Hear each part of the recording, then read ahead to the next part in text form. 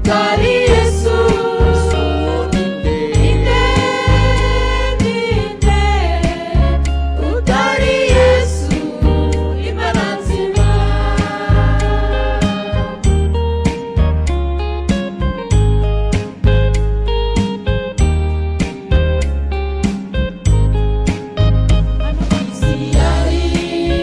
umuhanuzi nawe ubwiza bwe akaba ari umutambyi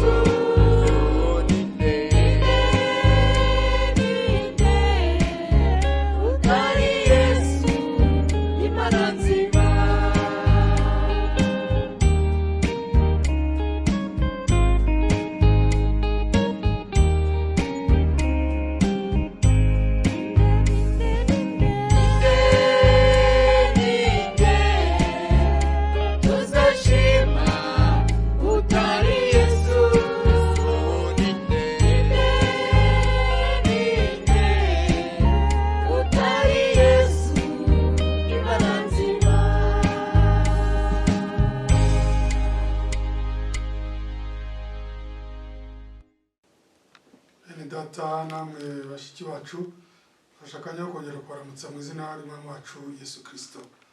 Uwiteka aduhane umugisha mu gitondo cy'uyu munsi. Ndashimira Imana ko twayisabye ko kuri uyu munsi niba ibyemeye yongera kuduha akanya ko gusangira ijambo ryayo.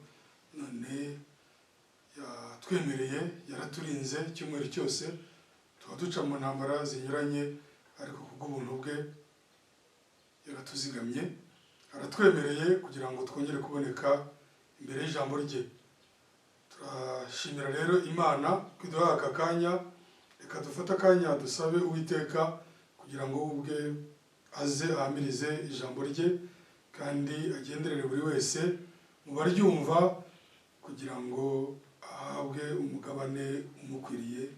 Kadusenge. Mwami wacu Yesu Kristo, mukiza w'ubuntu n'imbabazi, nongeye kugushimira mu gitondo cy'uyu munsi kubw'ubuntu bwawe, kubw'urukundo rwawe, kubw'imbabazi zawe. Mwami, kuko waraturinze, intambara ducamo ni nyinshi, ariko ukuboko kwawe guhora hejuru yacu. Niyo mpamvu utwemereye aka kanya tugihumeka umwuka w'abazima kugira ngo Mwami dusangire ijambo ryawe, dutegurire ameza, uhishure mu ijambo ryawe. We buri wese Mwami muhumva iri jambo gusobanukirwa, kuko wowe ubwawe ni wowe wishura ukuri kwawe. We buri wese muhumva iri jambo kubona umugabane umukwiye, kuko ni wowe uzi ifunguro ridukwiye. Uko wabyigishije bigishwa wowe gusenga, urababwira ngo mujye musaba ngo uduhe ifunguro ryacu ry'uyu munsi, uduhe ifunguro ridukwiye. Bana bawe twese ko twakirira ijambo, uduhe umugisha Mwami, uduhe umugabane mwiza uyahamirize mu ijambo ryawe, mu izina ry'Umwami wacu Yesu Kristo, amen. Imana ishimwe kandi duhane umugisha mu gitondo cy'uyu munsi. Turacyari mu ijambo rivuga ngo icyubahiro kibe icy'Uwiteka wenyine. Ntabwo riturambira ku Mwami urisunika ararisiga akaridwishurira. Nous remercions le Seigneur pour le moment qu'il nous accorde encore, et nous continuons notre prédication intitulée à l'Éternel seul la gloire. Reka dusome mu byahishuriwe Yohana igice cya 4 murongo wa 10 kugeza ku wa 11. Byahishuriwe Yohana igice cya 4 murongo wa 10 kugeza ku wa 11. Ba bakuru 24 bikubita imbere yiyicara kuri iyo ntebe, bakaramya ihoraho iteka ryose, bakajugunya amakamba yabo imbere y'iyo ntebe bavuga bati, murongo wa 11, Mwami wacu, Mana yacu, ukwiriye guhabwa icyubahiro no guhimbazwa n'ubutware koko, kuko ari wowe waremye byose, igituma biriho, kandi icyatumye biremwa nuko wabishatse. Amen. Turasubiramo murongo wa 11. Mwami wacu, Mana yacu, ukwiriye guhabwa icyubahiro no guhimbazwa n'ubutware koko. Kuki? Kuko ari wowe waremye byose, igituma biriho, kandi cyatumye biremwa nuko wabishatse. Nous lisons aussi ces versets en français. Apocalypse chapitre 4, verset 10 au verset 11. Les 24 vieillards se prosternent devant celui qui est assis sur le trône. Ils adorent celui qui vit au siècle des siècles. Et ils jettent leur couronne devant le trône en disant, verset 11, Tu es digne, notre Seigneur et notre Dieu, de recevoir la gloire, l'honneur et la puissance, car tu as créé toutes choses, Et c'est pas ta volonté qu'elles existent et qu'elles ont été créées. Amen. Nous relisons le verset 11. Tu es digne, notre Seigneur et notre Dieu, de recevoir la gloire, l'honneur et la puissance. Pourquoi? Car tu as créé toutes choses, et c'est par ta volonté qu'elles existent et qu'elles ont été créées. Amen. Umwami Imana asuka umugisha ku ijambo rye. Hari ikintu nshaka gucaho umurongo tubonye muri aka kanya. Nk'uko ikibwirizwa kivuga ngo icyubahiro kibe icy'Uwiteka wenyine. Ntabwo bivuze ngo abandi bantu basuzukurwe. Ntabwo ari cyo bivuga. Hari icyubahiro cyihariye kigomba kugenerwa umwami Imana wenyine, wirishuye mu izina ry'umwami wacu Yesu Kristo. Ntibivuze ngo bene data n'abashiki bacu tubasuzugure. Uretse na bene data n'abashiki bacu, umwana w'Imana yubaha uwo ari we wese. Ariko hari icyubahiro cyihariye. Tel que la prédication le dit, à l'Éternel c'est la gloire. Mais cela ne signifie pas que nos frères et sœurs seuls méprisés, loin de là. Il s'agit d'une gloire spéciale, une gloire particulière, une gloire réservée. Nibyo ntabwo bivuze ko bene data n'abashiki bacu ari abo kugawa. Oya kuko ab'Imana yameneye amaraso n'abo kubahwa. Nos frères et sœurs doivent être respectés car ils ont été rachetés par le sang précieux de l'agneau.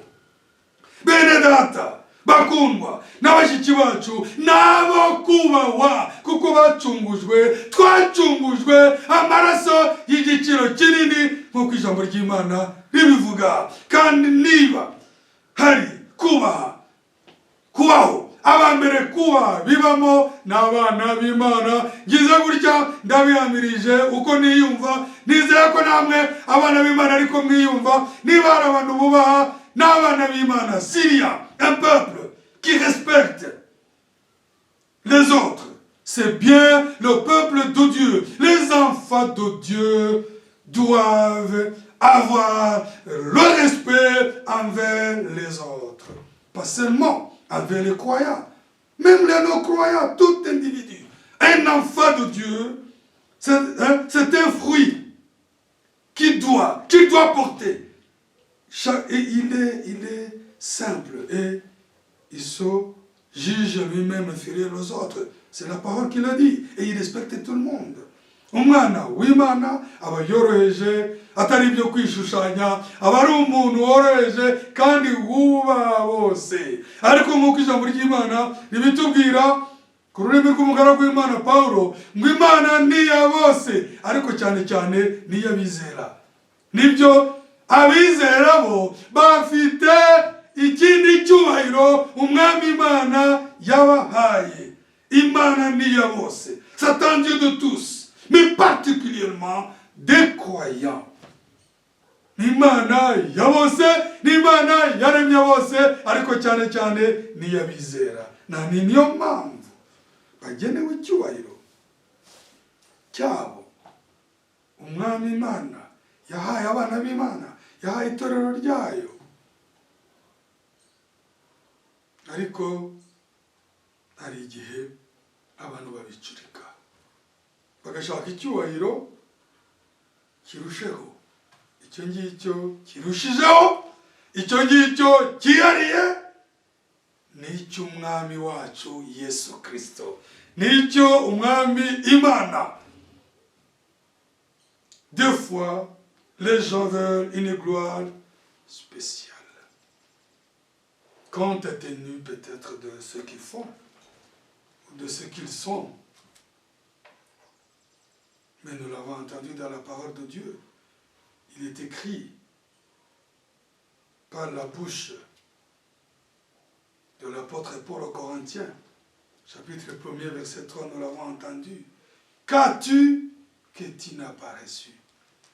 Et si tu l'as reçu, pourquoi te glorifies-tu comme si tu ne l'avais pas reçu?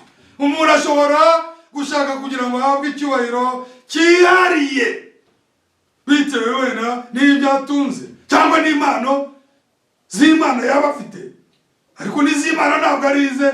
Paulo aravuga ngo niba ibyo ufite ari ibyo wahawe, kuki wakwiyambaza nkaho utabihawe? Niba warabihawe, himbaza uwabitanze. Qu'as-tu que tu n'as reçu?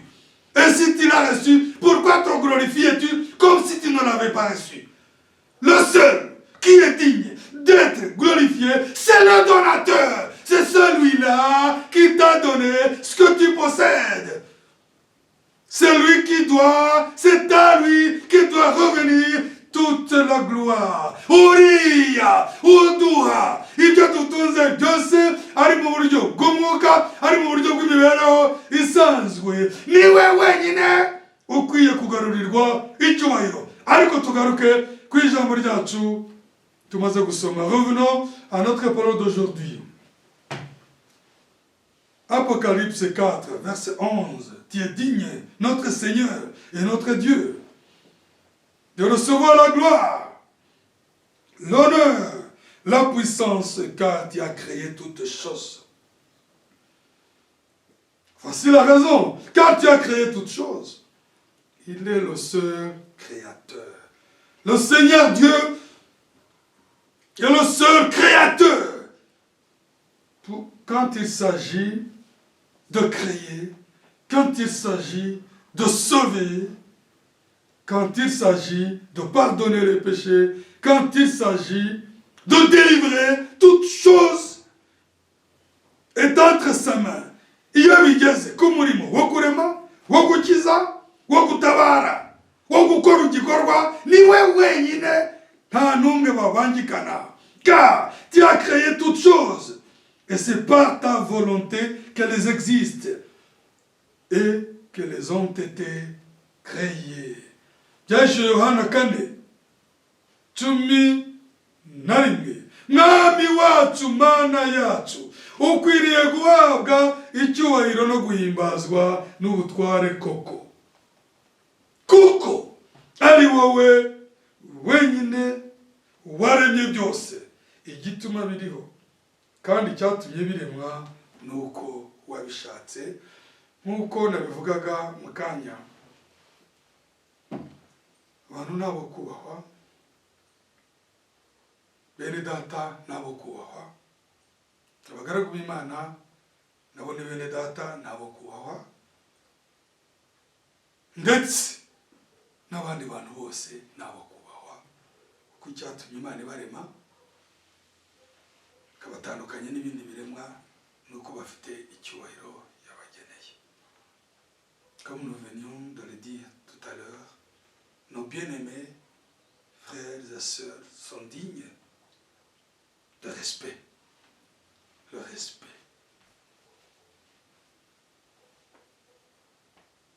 Ici, la prédication ne dit pas qu'à l'Éternel seul soit le respect.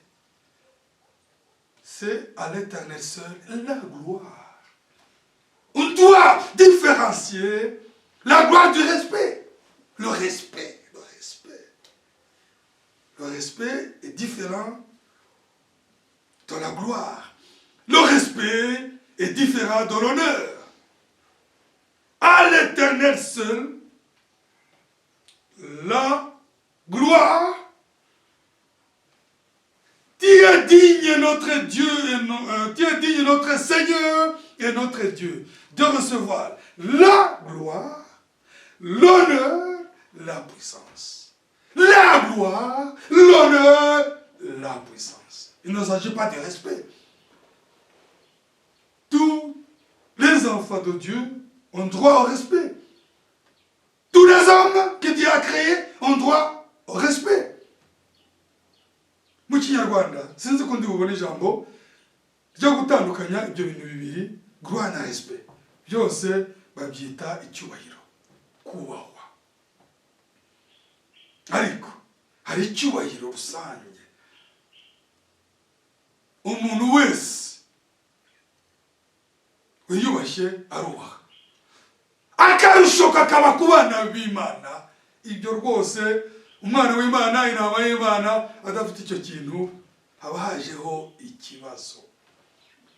Niyo twacikwa wumva yuko watirimutse, kuko umwana w'Imana agomba kubahwa bose, cyane cyane abana b'Imana. Ariko hari icyubahiro cyihariye, icyubahiro cyihariye kiravuga ngo mwami wacu mana yacu ukwiriye guhabwa icyubahiro no guhimbazwa n'ubutware koko, kuko ari wowe waremye byose. Gituma biriho kandi cyatumye birema nuko wabishatse. Urumva ko nta wamwigereranyaho, nta muhanuzi wamwigereranyaho, nta marayika wamwigereranyaho, niwe waremye byose. Kandi cyatumye bibaho iyo Mana nuko yabishatse, ikaba yarishuye mu mwami wacu Yesu Kristo. Icyo cyubahiro mu itorero ry'Imana nzima ni icy'umwami wacu Yesu Kristo, kuko niyo Mana yacu n'umukiza. Cette gloire est réservée à notre Seigneur Jésus-Christ, car le Dieu vivant s'est manifesté en lui. C'est bien lui qui a créé toutes choses. Il est venu sauver ce qu'il avait créé. Il est le créateur. C'est ainsi dit la parole. Umwami wacu Yesu Kristo niwe Mana yacu n'umukiza, niwe waremye byose, kandi byose niwe byaremewe. Niyo mpamvu icyubahiro nicye wenyine. Il a créé toutes choses. Toute chose a été créée par lui et pour lui. C'est pourquoi toute la gloire doit lui revenir. Le Seigneur Jésus-Christ est incomparable à qui que ce soit. Umwami wacu Yesu Kristo nta n'umwe bagomba kugereranywa, nta marayika bagomba kwitiranwa, nta muntu bagomba kugereranywa. Umwami wacu Yesu Kristo niwe ikuzo ryose, icyubahiro cyose, imbaraga zose, ububasha bwose bigomba kugenerwa, kuko arabifite, kuko waremye byose. Icyatumye bibaho nuko wabishatse. Le Seigneur de gloire qui s'est manifesté en Jésus-Christ est digne de gloire. Jésus-Christ, il est à la fois notre sauveur et notre créateur. Celui qui m'entend peut dire que j'exagère, mais c'est ainsi dit la Bible, c'est ainsi dit la parole de Dieu. Wanyumva yakumva ko nshatse gukabya. Oya, ibyo mvuze ko Yesu Kristo ari we Mana yacu n'umukiza, ijambo ry'Imana rirabihamiriza. Icyo tuvuze hano ko ari ukwiriye ishimwe n'icyubahiro, kuko ari Imana yacu n'umukiza, ijambo ry'Imana rirabihamiriza. Turabisoma mu Bakolosayi igice cya mbere murongo 15 kugeza kwa 19. Mwami Imana aduhane umugisha. Abakolosayi igice cya mbere murongo 15 kugeza kwa 19.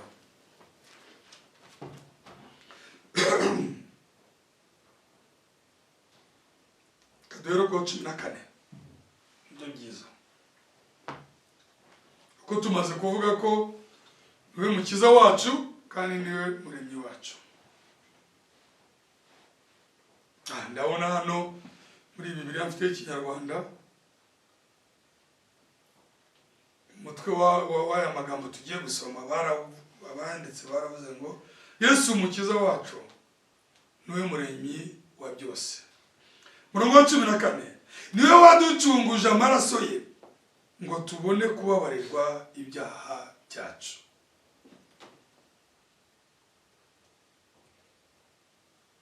Abakolosayi 1:14, 1 Colossiens plutôt, chapitre 1er, verset 14. Chapitre Colossiens 1, combien? Verset 14.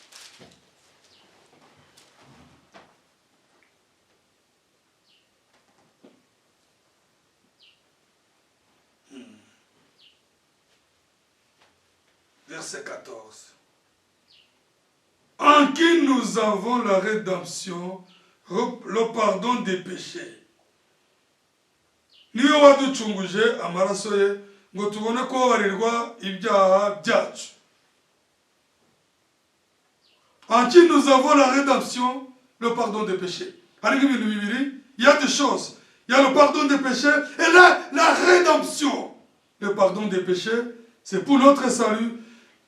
La rédemption, c'est pour notre transformation qui nous permettra d'hériter le royaume de Dieu.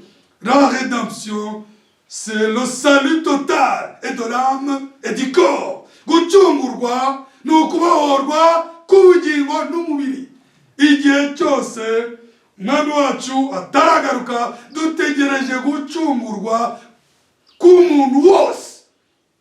Ibyo byose biri muri Kristo. Icya mbere niyo wadukijije ibyaha byacu aratubabarira. Icya kabiri ni muri we twiringiye gucungurwa.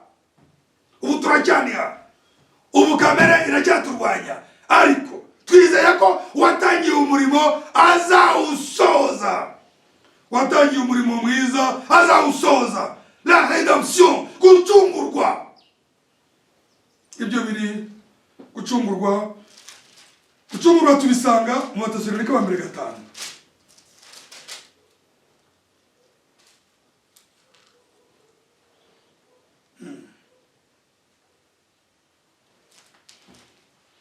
Gucungurwa tubisanga mu Batesalonike ba mbere 5, 23.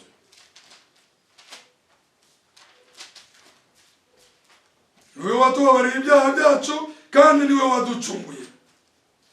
Batesalonike ba mbere 5, 23. Imana y'amahoro ibeze rwose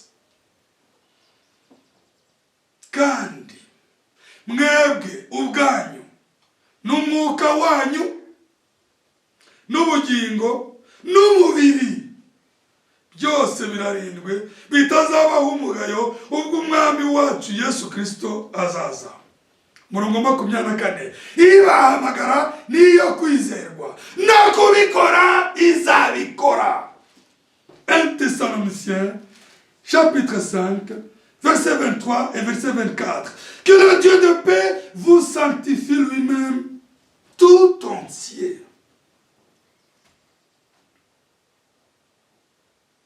Mu Kinyarwanda uyu murongo 23 turavuze ngo Thessalonike ba mbere 5:23 ngo Imana y'amahoro ibeze rwose. Ibeze rwose ntabwo byuzuye neza mu Gifaransa. Que le Dieu de paix vous sanctifie lui-même tout entier. Tout entier, il s'agit de l'homme intérieur et de l'homme extérieur. Umuntu wese wuzuye agomba kwezwa. Igice kimwe ni umuntu w'imbere, igice cya kabiri ni umuntu w'inyuma. Ni ukuvuga ngo imbere izamurwa, iyo atangiye umurimo izawusoza. Umuntu dans sa totalité, l'homme dans sa totalité, umuntu wese agomba gutungana atariho umugayo. Genda byizera, unyuma wese wizera ijambo avuye ngo ni amina. Alléluia. Et que votre être, l'être, il s'agit de l'homme intérieur, de l'âme, de l'esprit et du corps. L'âme, l'esprit et le corps. C'est ça, la totalité qui fait tout l'être de l'homme. Ah, quelle parole! Que le Dieu de paix vous sanctifie lui-même tout entier. Et que tout votre être, l'esprit, l'âme, le corps, soit conservé irréprochable lors de l'avènement de notre Seigneur Jésus-Christ. Ça, c'est ainsi dit le Seigneur. Ça, c'est ainsi dit la parole. Ça, c'est ainsi dit le Saint-Esprit. Je le crois. Car l'apôtre Paul, Satan nous dit dans la main de Dieu. Je crois à cette action divine qui permet être, au sein de Dieu, de recevoir le salut complet dans tout leur être. Nizera uyu murimo w'Imana wakiriye imbuto y'ukuri kakira ijambo ry'ukuri rigomba kwera umusaruro ku buryo umuntu wese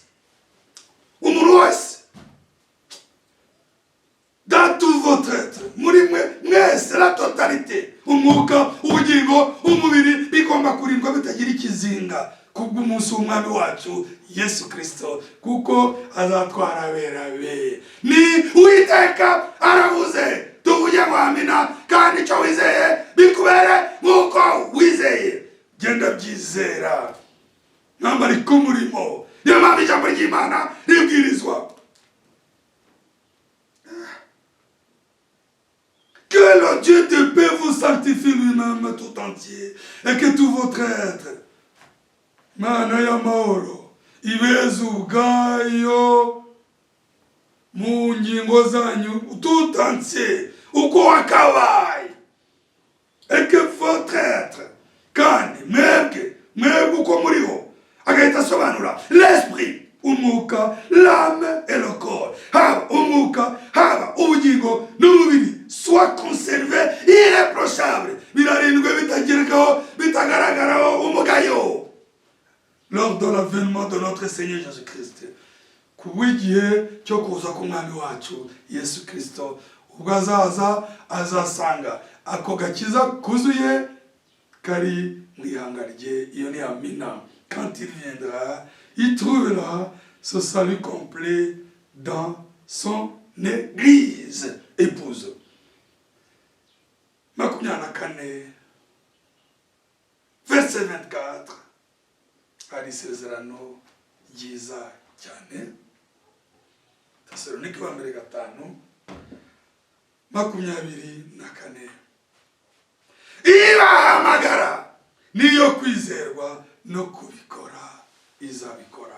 Ibahamagara niyo kwizerwa no kubikora izabikora. Niba ikizakora nizatweza. Umuntu wese ari umwuka we, ari ubugingo bwe, ari n'umubiri we, kugira ngo bitabaho umugabo, bitabaho umugayo. Ibahamagara niyo kwizerwa no kubikora izabikora. Nizeye iryo sezerano. Ni muzagihe. Ushobora kuba wavuga ti wowe rero ibyo ngibyo uvuga twebwe twarabihawe. Nge ndavuga iki jambo rivuga kandi nicyo nizeye. Wowe niba wumva ubugingo bwawe n'umwuka n'umubiri nta kizinga, nta mugayo, niba wari we byatangireho bikaba byanarangiye, Imana ishimwe. Ariko hari igihe kigenewe Imana ivuga, kandi iri ni ijambo Imana yivugiye mu kanwa k'umugaragu wayo izarisohoza. Ntabwo umwami Imana azasanga tugaragurika munigaragura mu byondo arira agira gutoya. Yatangiye umurimo, nibyo Pawulo avuga mu Bafilipi 1, mwiza muri twe izawusoza. Kandi nabyo impamvu usoza bijyanye n'iki gihe. Celui qui a commencé la bonne œuvre en nous, il va l'achever. Il va l'achever. Il s'agit du temps de l'achèvement. Uwo mwanya uri imbere wo gusoza k'umurimo wayo Imana irawufite. Dupfa gusa kuba twarakiriye iri jambo rikaba ribitswe muri twebwe, rigomba gusoza umurimo waryo. Ibyo Yesaya yavuze ngo ntabwo rizakugarukira ridashoje icyo waritumye. Si tu conserves cette parole pure dans ton cœur et que tu la reçois, cette parole de vérité doit accomplir son œuvre telle qu'elle a déclaré le prophète Ésaïe. La parole de Dieu ne reviendra pas à Dieu sans avoir accompli la volonté de Dieu. Et cette volonté, c'est son salut complet. Ubushake bw'Imana n'akagakiza kuzuye. Ndakizera na unyumva ubyizere cette volonté de Dieu que la parole de vérité doit accomplir. Car il est écrit que vous connaîtrez la vérité et que la kuzashira muzamenye ukuri kandi ukuri kuzabohora. Akamaro k'ijambo ni ukutubohora umuntu wese ubugingo umwuka umubiri akaboneka imbere y'Uwiteka yuzuye atagawa. L'objectif, le but de la parole de vérité, c'est la délivrance totale du croyant dans toutes les sphères de son être, dans l'âme, dans l'esprit et dans son corps. La parole de Dieu doit délivrer les croyants qui doivent être debout devant le Seigneur lors de son avenue sans tache ni ride. C'est ainsi dit la parole de Dieu. Uko ni kwijambo rivuga kandi kijambo rivuze kigomba gusohora. Uwatangiye umurimo agomba kusoza. Tubyizere, celui qui a commencé cette bonne œuvre à nous. Il est écrit en nous. Il ne s'agit pas des temples. Il ne s'agit pas des choses extérieures. C'est une œuvre intérieure. Nous le lisons. Philippiens chapitre 1er. Verset 6.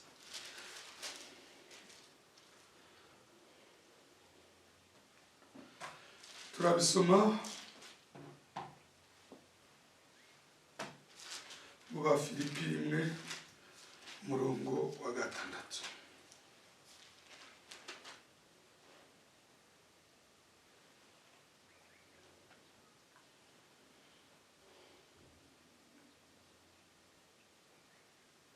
Icyo nzi neza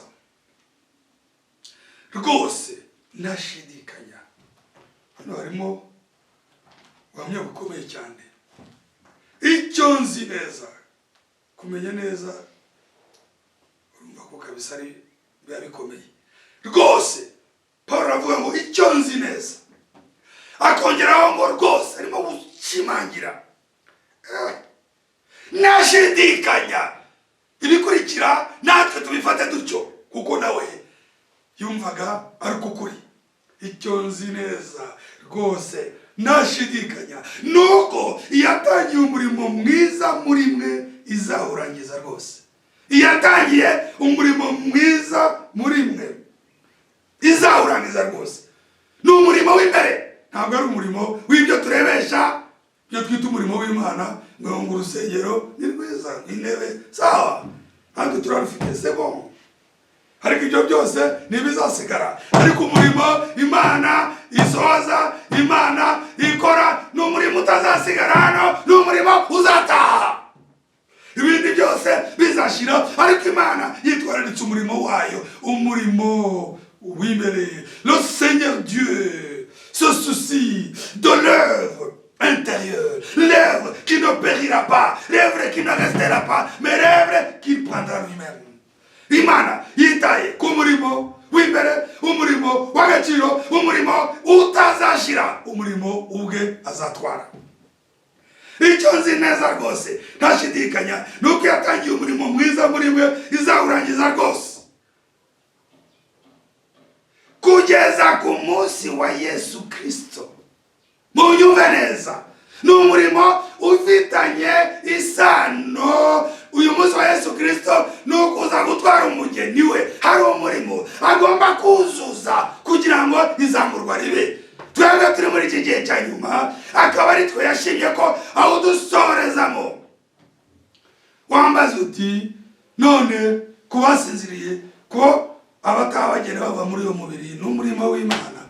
Mu gihe umuntu atashe uko ataha nk'uko uko yizeye utakuzi nuko ataha nukuzi. Uko Imana imusohorezamo we ntabwo wabimenya.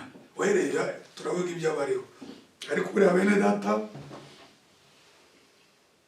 ijambo ryose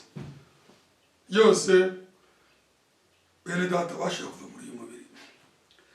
Nizera ko namwe abaganiriye nabo bose ikintu bahuriyeho ni ijambo rigufi. Baravuga ngo nditeguye. Nta kibazo, nditeguye mwene data, nditeguye. Kandi wamureba mu maso ukabona arabivuga, azi icyo avuga. Ibanga bafitanye n'Imana ntabwo turizi, ariko icyo tuzi ku munsi wa Yesu Kristo azaza gutwara itorero rye azaba yashoboje umurimo. Lisons aussi en français Philippiens chapitre 1er verset 6. Je suis persuadé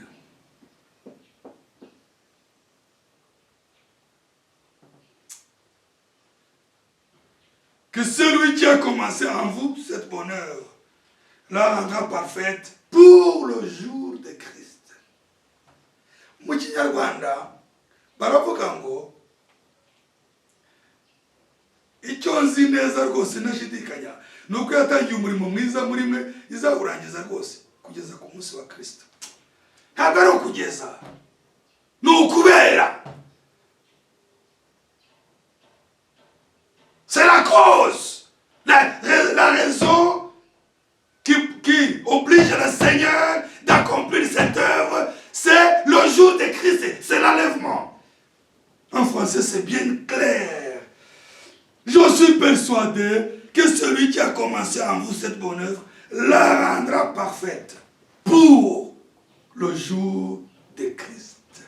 Kubw'umunsi wa Yesu Kristo watangiye umurimo mwiza muri twe azawurangiza rwose, à cause du jour de Christ, à cause du retour de Christ, à cause de l'enlèvement. Le jour de l'Éternel est différent du jour de Christ. Je ne veux pas y entrer aujourd'hui. Le jour de l'Éternel, c'est le jour du jugement. Umunsi w'Uwiteka ni umunsi w'urubanza, umunsi wa Kristo ni uwe n'umugeni, ni umunsi w'izamurwa. Watangiye umurimo mu itorero, watangiye umurimo ku munsi wa Pentecote, watangiye umurimo mu mitima yacu. Afite imbaraga zo kuwusohoza, uwatubabariye ibyaha, akaduha umwuka we, akaduha ijambo rye. N'ibisigisigi bya kamere bitwirukaho, afite ububasha bwo kubisya, kugira ngo abone itorero ry'urubogobogo, abone umugeni utagira ikizinga. Ndamwizeye uwatangiye umurimo azawusohoza. Tuvuge ngo shimwa Mwami, tuvuge ngo uragahimbazwa Mwami, tuvuge ngo amen Mwami.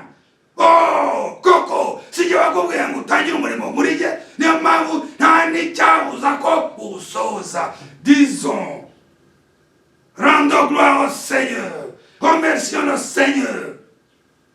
Disons-lui, toi qui as décidé de me sauver, de m'arracher, de me délivrer, de me pardonner, de me donner le salut et de m'accorder la révélation de la vérité. Toi qui as commencé par ta propre volonté ton œuvre en moi, tu es capable de l'achever, tu es capable de la rendre parfaite, tu es capable d'accomplir cette œuvre. Tubwire umwami ngo mwami wowe kubwawe wanyijije, kubwawe wampamagaye, kubwawe wamishuriye ukuri, ukikorera nabigusabye, ufite n'ububasha bwo gusohoza umurimo watangiye kubw'umunsi wawe. Ibyo ni Uwiteka aravuze mu ijambo rye. Nibyo ijambo ry'Imana ni rigari, mukaba rakora ku ijambo rimwe rigakurura ayandi, ariko byose ni ibiryo byacu. Nibyo Pawulo yabwiye Abefeso.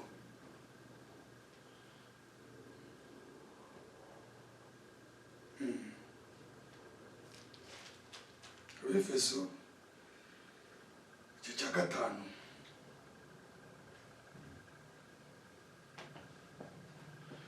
uhereye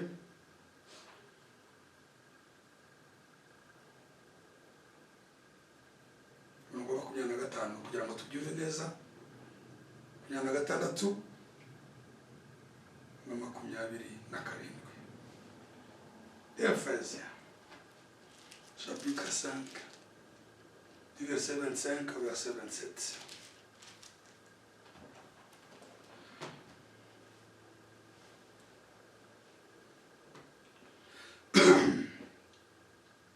Bagabo mukunda abagore banyu nk'uko Kristo yakunze itorero akaryitangira, 26 ngo aryeze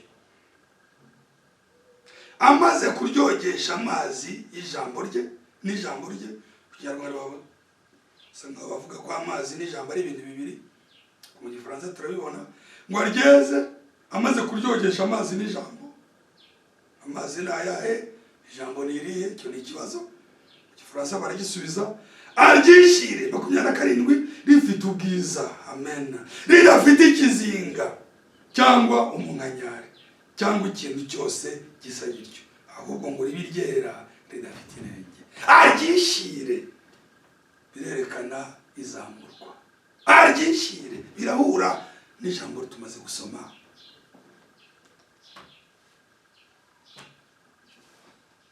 Mukanya kuyatangiye umurimo igomba kuwusohoza. Aryishire ridafite, aryishire, aryishire ni ukuzamurwa, rifite ubwiza ridafite ikizinga cyangwa umunkanyari. Paul arakoresha imvugo isanzwe umunkanyari wo mu maso, ariko ibi ni umuntu w'imbere. Aryishire ridafite, aryishire rifite ubwiza ridafite ikizinga cyangwa umunkanyari cyangwa ikintu cyose gisa gityo, ahubwo ngo ribe ryera ridafite inenge. Lisons Ephésiens 5 versets 25 à 27. Marie, que chacun aime sa femme comme Christ a aimé l'Église et s'est livré lui-même pour elle, afin de la sanctifier en la purifiant et en la lavant par l'eau de la parole. Verset 26. Mu Kinyarwanda bavuze ngo aryogesha amazi n'ijambo. Oya, ntago amazi araha ngo ijambo riba, ahubwo amazi niyo jambo.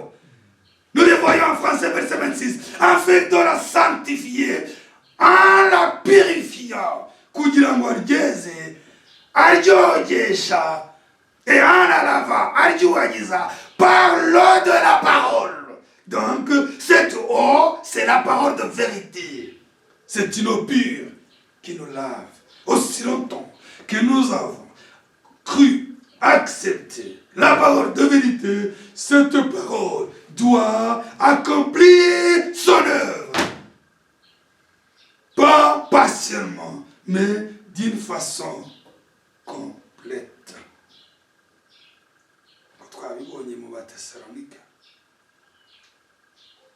Comme nous l'avons vu dans l'Épître aux Thessaloniciens, chapitre 5, verset 23 et verset 24.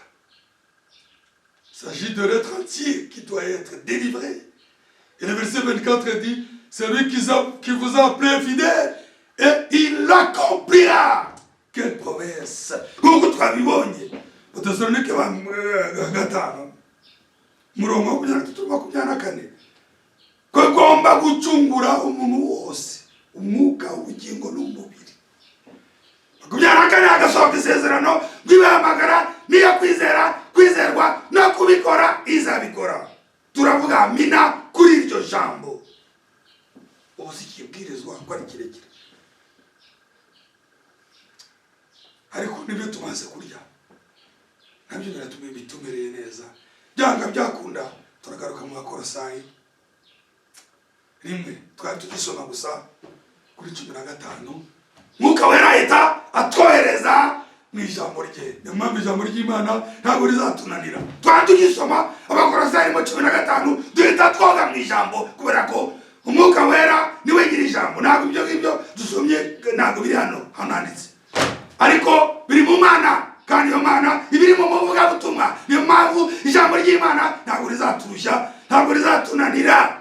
Umuntu uzaryiyahuraho no kuribwirizwa igihe kizagera abaceceke kubera ko biragoye, ariko mu gihe nyiri ijambo agutuyemo akaba ari we ugabura amazu ukagabura.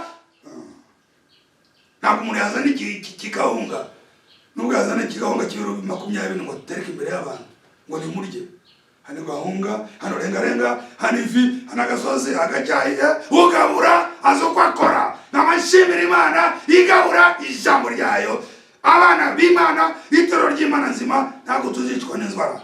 nta kwashi y'umwuka izaba ku bana b'Imana, kubera ko utegura ibiryo ni muzima.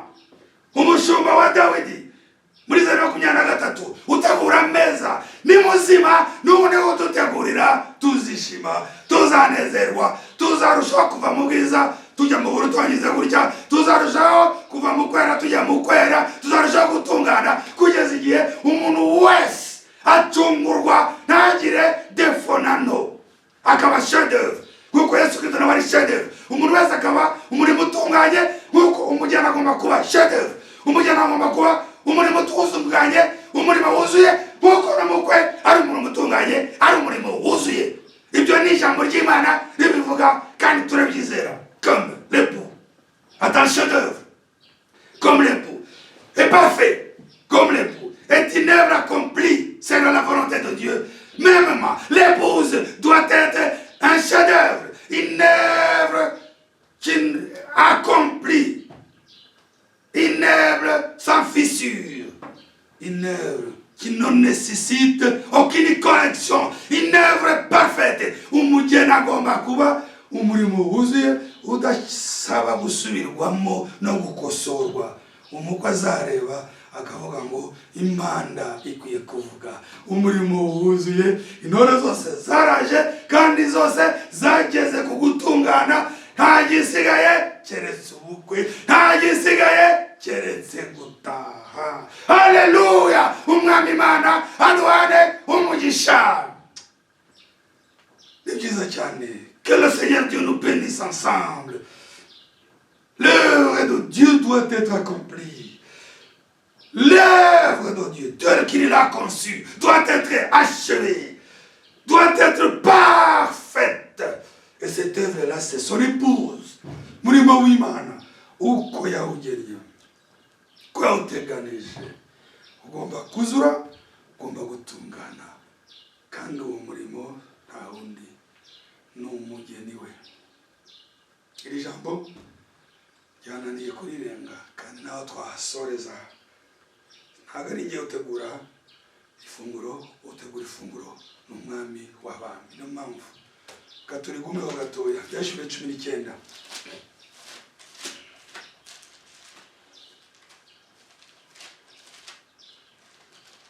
Witeka himbazwe, Witeka singizwe, Witeka duhane umugisha mu izina ry'umwami wacu Yesu Kristo. Que le Seigneur soit glorifié, que le Seigneur nous bénisse tous, qu'il soit loué à jamais, le Seigneur de gloire. Yohana 19 umurongo wa 6 kugeza ku wa 9. Numva ijwi risa n'iry'abantu benshi, n'irisa n'iry'amazi menshi asuma, n'irisa n'iryo guhinda kw'inkuba gukomeye kwinshi rivuga riti haleluya, kuko umwami Imana yacu ishobora byose iri ku ngoma. Mina 7, tunezerwe twishime, tuyihimbaze kuko ubukwe bw'umwana w'intama busohoye, umugeni we akaba yiteguye, kandi ahawe kwambara umwenda w'igitare mwiza urabagirana utanduye. Uwo mwenda w'igitare mwiza niwo mirimo yo gukiranuka yabera.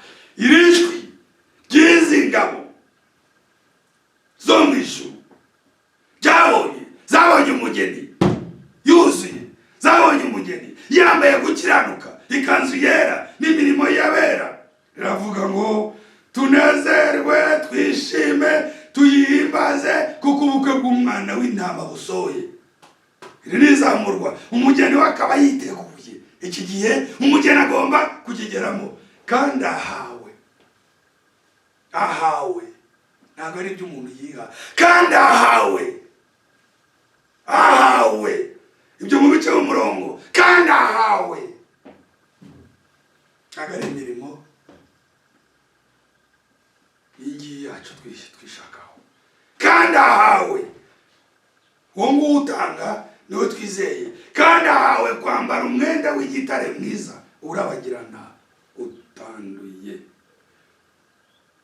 Uwo mwenda w'igitare mwiza niwo murimo yo gukiranuka yabera. Hari igihe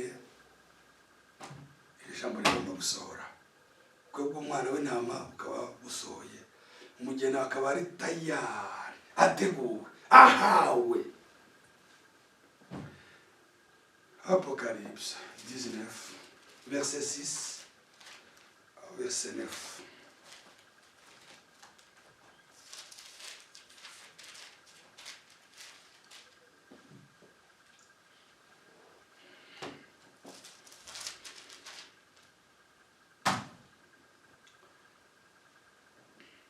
Et j'entendis comme la voix d'une foule nombreuse, comme un bruit de grosses eaux, et comme un bruit de forts coups de tonnerre, disant Alléluia, car le Seigneur notre Dieu Tout-Puissant est entré dans son règne.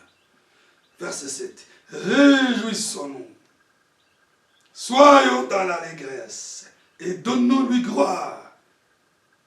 Pourquoi? Car les noces de l'agneau sont venues. Son épouse s'est préparée.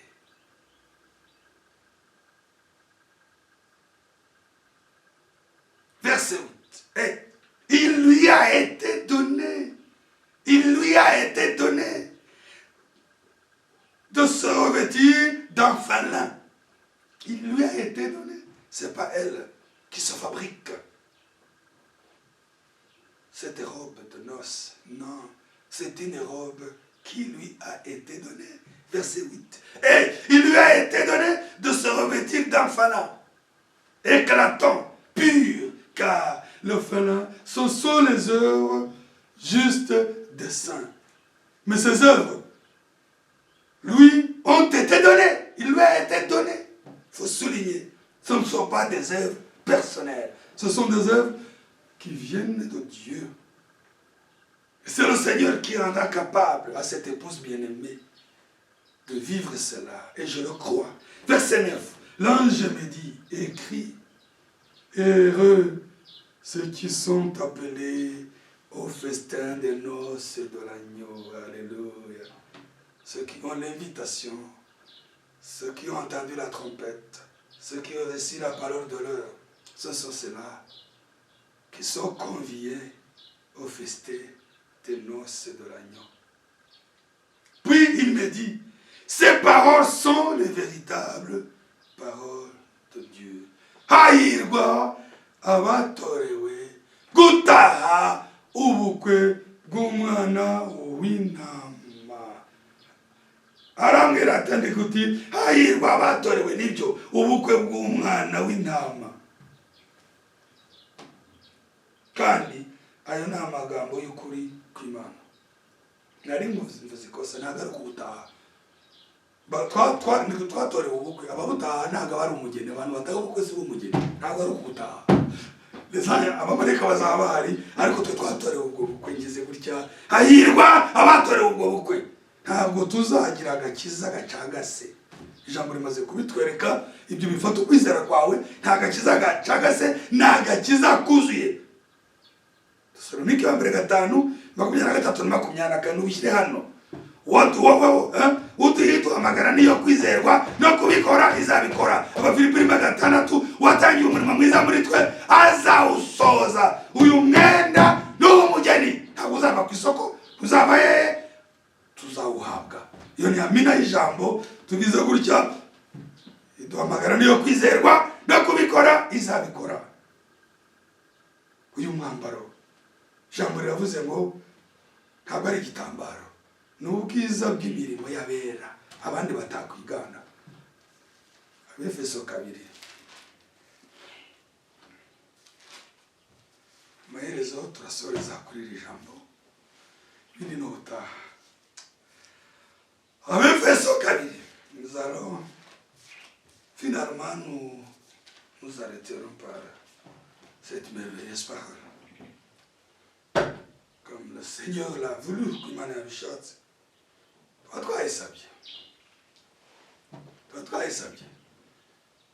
Twayisabye ngo igabure. Mpamvu umuntu agera ku meza mu gihe ibiryo biryoshye kumva adashaka kuhaguruka. Abefeso 2.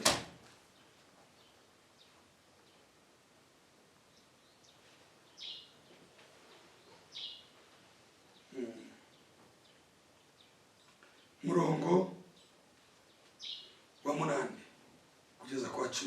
Mwakijijwe n'ubuntu kubwo kwizera, ntibyavuye kuri mwe, ahubwo ni impano y'Imana.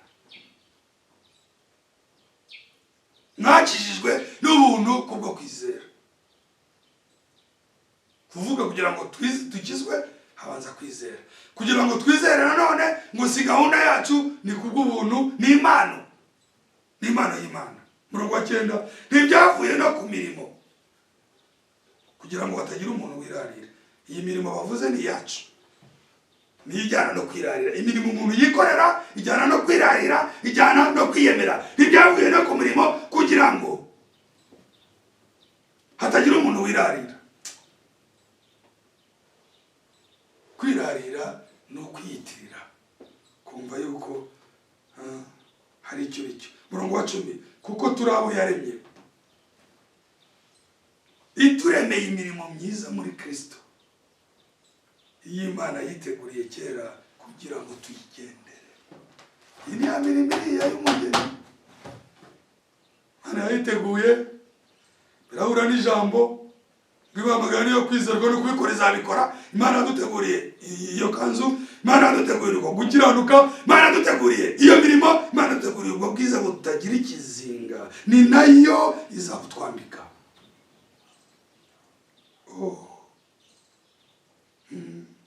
Hatagira uwirarira, hatagira uwiyemera, hatagira uvuga ko hari icyo ari cyo. Oya, hari imirimo yateguriwe abera, hari imirimo yateguriwe umugeni. None urayibwirwa n'iki? Ntago wayibara, ntago wayitondesha umurongo. Birekera Imana, ko gukiranuka ni ukwayo, ariko turagufite. Mu kwizera turakwambaye, turagufite, nta wundi azaguha. Atambitse umugeni yakwambika nde? Niba yaremeye kuguha ijambo akakwishurira, ukaba wumva neza ko uri umwana w'Imana, wahishuriwe umucyo w'igihe, n'ibindi byose bigomba guherekeza ijambo. N'umugabane w'intore, n'umugabane w'abera, n'imirimo Imana yateguye kera ngo tuzayigenderemo. Ephésiens chapitre 10, versets 8 à 10.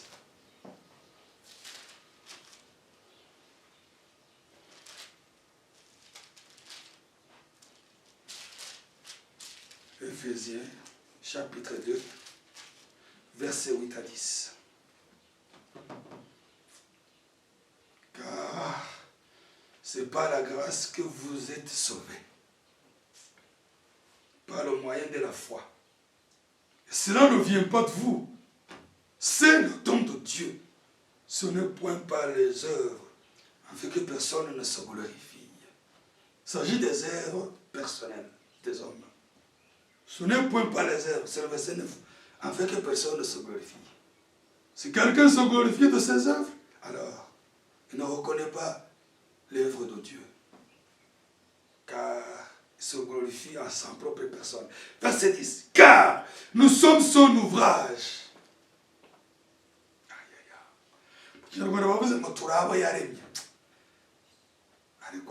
Bon, c'est merveilleux, car nous sommes son ouvrage. C'est cet ouvrage-là qui doit être chef-d'œuvre. C'est cet ouvrage-là qui sera perfectionné.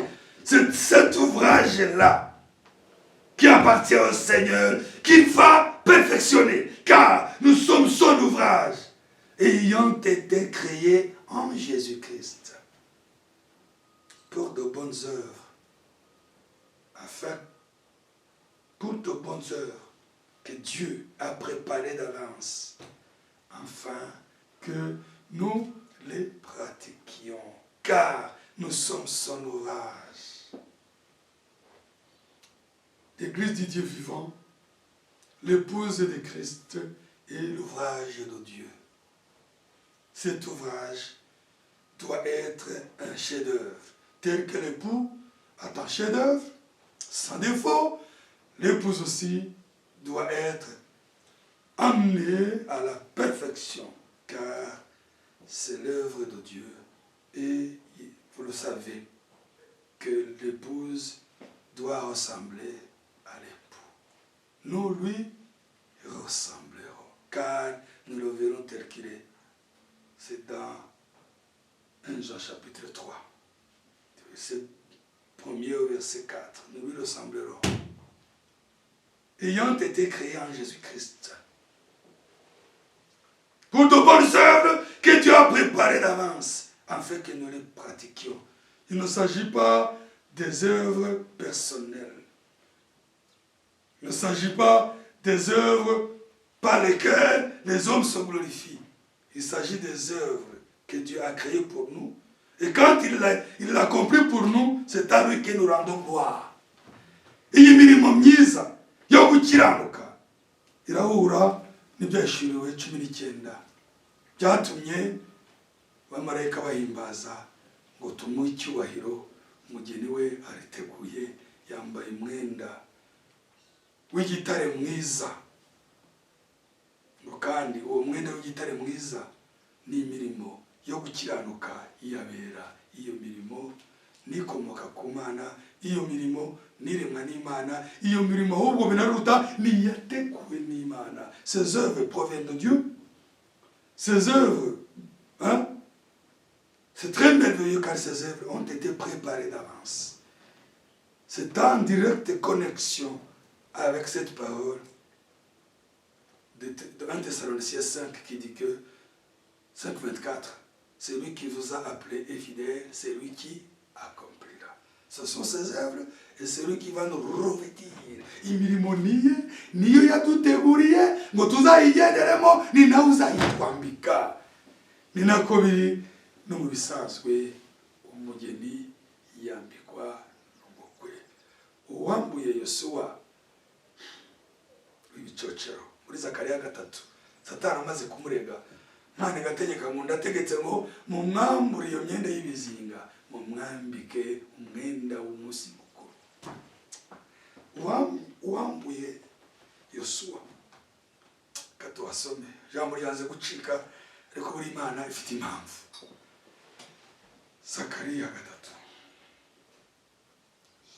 Zakariya 3. Numara Zakariya 3.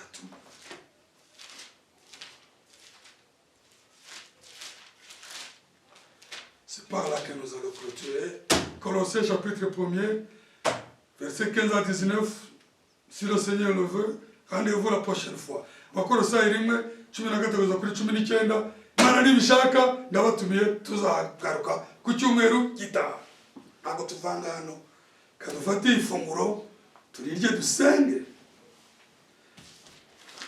Zakariya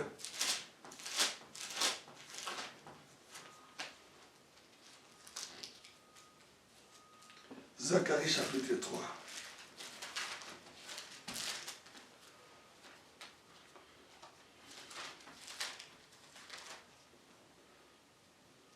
Murongo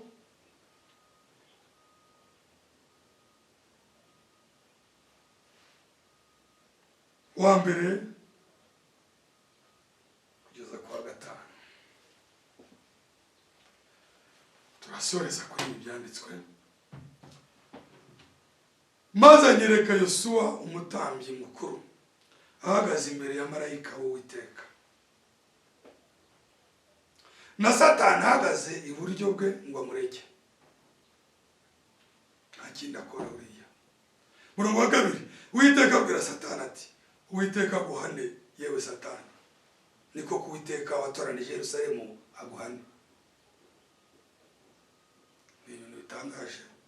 Umushinjacyaha ajyanye ikirego ku rukiko, umucamanza ataratangira iburanisha ahise ahana uwazanye ikirego. Mbese wose umushimu ukuwe mu muriro, ati wowe suza kureka wowe uza yavuye namwokoye mu muriro naramucunguye iteka imbazwa. Mu wa 3, kandi Yosuwa yari yambaye imyenda y'ibizinga ahagaze imbere ya marayika. Satani umurezi ntabwo yamubeshyeraga. Ikibazo ntabwo ari ukuvuga ngo Yosuwa yambaye imyenda y'ibizinga cyangwa ntayambaye. Icyo ntabwo ari ikibazo, ntabwo hari ikibazo kiri. Ikibazo si ibyo yakoze, ikibazo n'uwo ari we. We ni umuzimu wakowe mu muriro, ni intore y'Imana yaracunguwe. Ntabwo ijambo rivuze ngo kandi Satani yabeshyeraga Yosuwa. Ya 3, kandi Yosuwa yari yambaye imyenda y'ibizinga ahagaze imbere ya marayika. Marayika abwira abari bamuri imbere ati nimumwambure iyo myenda y'ibizinga. Maze abwira Yosuwa ati ngukuyeho gukiranirwa kwawe kandi ndakwambika imyambaro myiza cyane. Haleluya. Imana ifite ububasha bwo gukora mu ntore zayo, ikabambura ubutotero, ikabambika umwenda w'ubukwe. Banyumva muvuge ngo amina. Kandi ababyizeye. 5, ndategeka nti nimumwambike igitambaro cyiza mu mutwe. Nuko bamwambika igitambaro cyiza mu mutwe, bamwambika n'imyenda. Marayika w'Uwiteka yarahagaze aho.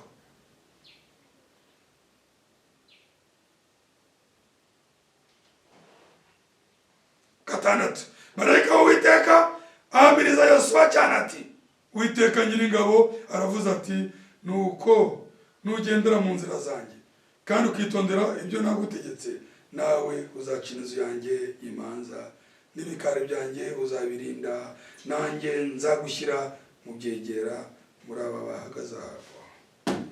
Iyi ni minisiteri ya Yosuwa, yari muri gahunda y'Imana.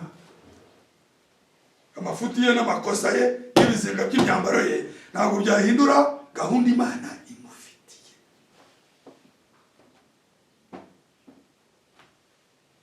Muri iyi ntambara Yosuwa ntabwo yirwaniriye, ariko icyiza yarahagaze imbere y'Uwiteka, yarahagaze imbere ya marayika.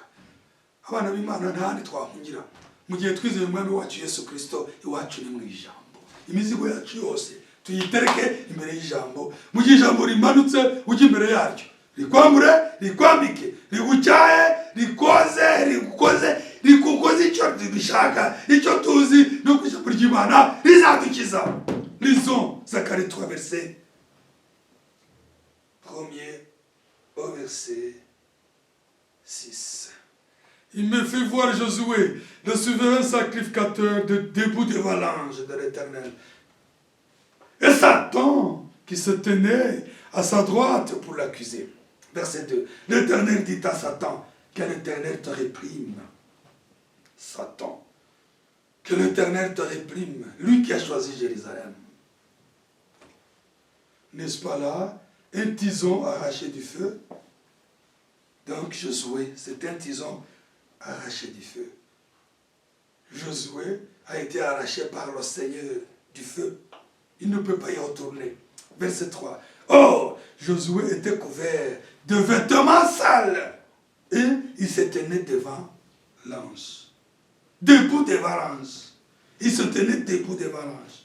4. L'ange prenant la parole dit à ceux qui étaient devant lui, ôtez-lui les vêtements sales. Puis il dit à Josué, vois, je t'enlève ton iniquité. Je te révèle d'habits de fête que c'est lui qui est capable de nous enlever notre iniquité, de nous déshabiller de nos haillons et de nous revêtir d'un habit de fête, qu'à lui seul soit l'honneur et la gloire. Personne ne peut nous enlever nos haillons et nous vêtir des habits de fête si ce n'est le Seigneur Jésus-Christ. Les prédicateurs, les serviteurs de Dieu ne peuvent pas faire cette action. Ils ne peuvent pas t'enlever tes haillons pour te revêtir. Mais le Seigneur Dieu, qui nous a bénis, qui nous a aimés, il est capable de nous d'habiller des haillons et de nous habiller de l'habit de fête. Mwami Imana watugiriye ubuntu akadukiza, niwe wenyine ufite ububasha bwo kutwambura imyenda y'ibizinga no kutwambika umwenda w'ubukwe. Verset 5. J'ai dit, comme mettre sur sa tête un turban pur. Et il mit un turban pur sur sa tête. Et il lui mit des vêtements purs. L'ange de l'Éternel était là. Verset 6. L'ange de l'Éternel fit à Josué cette déclaration. Ainsi parle l'Éternel des armées. Si tu marches dans mes voies Et si tu observes mes ordres, tu jugeras ma maison. Et tu garderas mes parvis. Et je te donnerai libre accès parmi ceux qui sont ici. Il s'agit de la paix de Josué et de ce qu'il devait faire pour le Seigneur. C'est pourquoi, aussi longtemps que le Seigneur t'a appelé pour son œuvre, le diable ne peut pas s'interposer. Aussi longtemps que le Seigneur nous a prédestinés à être son épouse bien-aimée, le diable, peu importe ses accusations, ces accusations-là n'ont pas de valeur. Igihe cyose umwami yakugeneye kuba mu mugeni we, akakugirira ubuntu bwo guhishurirwa ijambo rye, ukaba uhagaze imbere ye nk'uko Yesu yari imbere ya marayika. Marayika w'Uwiteka ni Uwiteka ubwe. Mu gihe uri imbere y'Imana, ibirego by'umuntu uri imbere y'Imana wakunzwe n'Imana. Uwiteka yatonze inkoni nk'uko byagenze kuri ku mugeni wakunzwe igihe cya Sowerusi. Yadutoza inkoni y'ubuntu bwayo. Imigambi yayo myiza iba itugenewe. Niyo mpamvu cyubahiro kibe icy'Uwiteka. Kadusoreze hano. Kadusoreze hano. Ijambo ry'Imana ntabwo twarirangiza. Ariko ibi ni by'Imana yatugeneye. On ne peut pas prétendre épuiser le sujet de la parole de Dieu, ni toutes les versets, mais ce que le Seigneur nous a destiné aujourd'hui, c'est cela que nous venons d'entendre. Imana tugeneye uyu munsi nibyo ngibyo tumaze kumva, ahubwo tuyisabe gusa buriya buntu yatugiriye mu ntango irushaho kubutugirira, kugira ngo umuntu wacu mbumbe wuzuye azagere kuri wa munsi atari ikizinga, yuzuye ari umurimo utagira amakemwa. Une chef-d'œuvre, un chef-d'œuvre, un chef-d'œuvre, un chef-d'œuvre.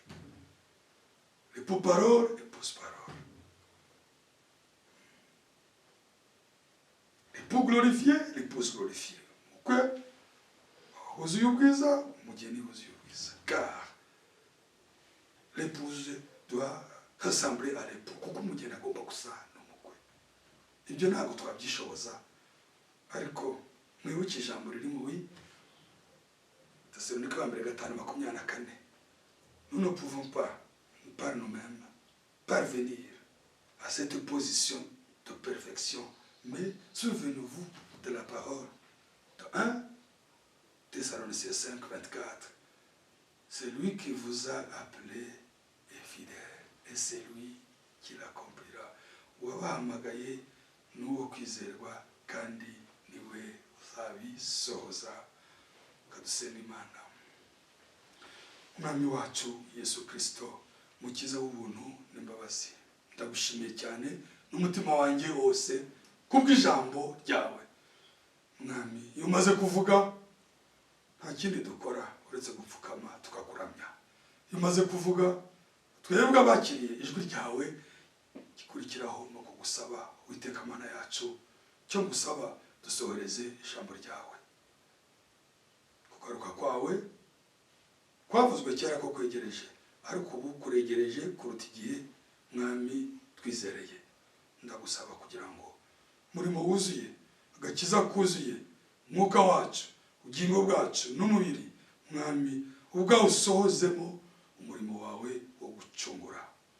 Urakoze mukiza, suko umugisha ku ijambo ryawe, umugisha intore zawe zaryakiriye, bakirira ijambo bose aho bari hose. Mbasabiye umugisha, kandi ugende wa buri wese umugabane umukwiye. Turakwizeye, turakwiringiye, kandi tuzi ko icyo uvuze ugisohoza. Asigaye dukomeze kuturinda, niba tukiri kuri iyi si uzatwongera igihe cyo gusangira ijambo ryawe. Ngushimiye mu izina ry'Umwami Yesu Kristo, amen. Uwiteka aduhane umugisha mu izina ry'Umwami wacu Yesu Kristo, naho utaha.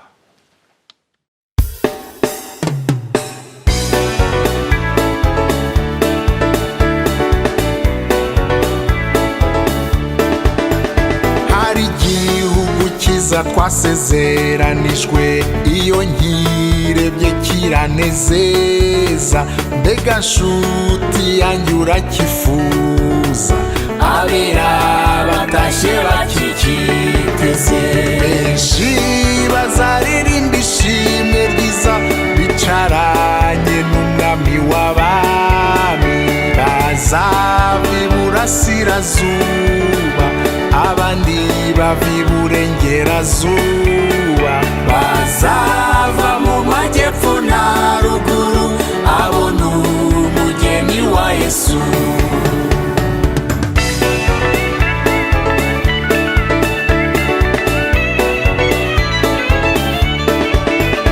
Ndatangajwe n'ubuntu nagiriwe bwo kuba mu mugeni wa Yesu, abera tuzambikwa imyenda y'ubukwe, udatoranijwe nazatwicaramo. Tuzagendagenda ibibaya byiza dushagawe n'abamarayika, tuzumva inkuru nziza z'intwari zimwe zaduciriye inzira nziza. Ubwiza bw'umukiza wacu Yesu buzatwibagiza imibabaro.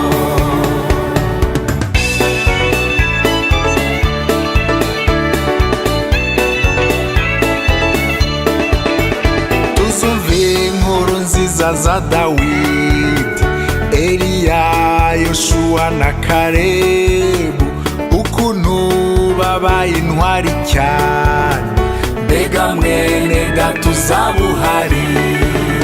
Mbega umunezero mwinshi cyane wo kubana ibihe bidashira, tuzumva ubuhamya bw'abera, ukuntu barwaniye ukwizera kwabo. Hazaba hari impundu n'amahoro iyo tuzaba iminsi yose.